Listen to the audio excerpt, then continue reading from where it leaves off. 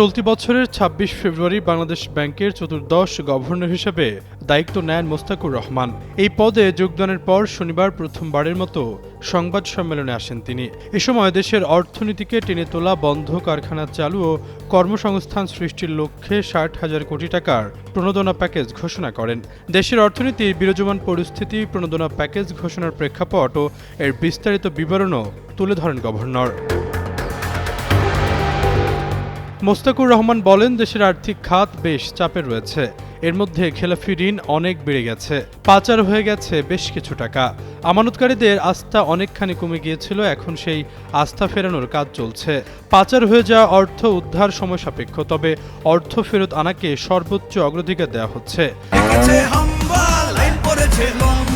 কি হয়েছে? Minister fridge কিনে হাম্বা জিতেছে।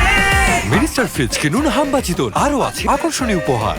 খেলাপি হওয়া ঋণের বিপরীতে পর্যাপ্ত জামানত নেই উল্লেখ করে গভর্নর বলেন, যে ১০০ টাকা নিয়েছে তার কাছে সমপরিমাণ অর্থ নেই, ফলে এখন এই টাকা কিভাবে আদায় করা যায় সেটা নিয়ে কাজ চলছে।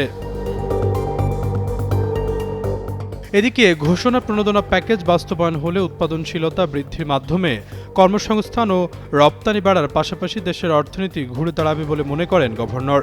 এক প্রশ্নের জবাবে তিনি বলেন, অতীতের অভিজ্ঞতা খুব একটা ভালো নয়, এটা সত্য, তবে এই মুহূর্তে তিনি আশাবাদী।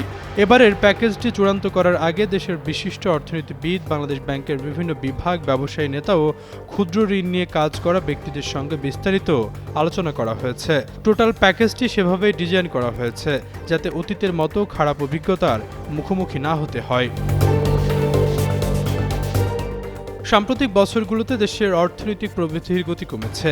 আগে যেখানে জিডিপি প্রবৃদ্ধি ছিল ৫.৮%, পরে তা কমে ৪.২% নেমে আসে।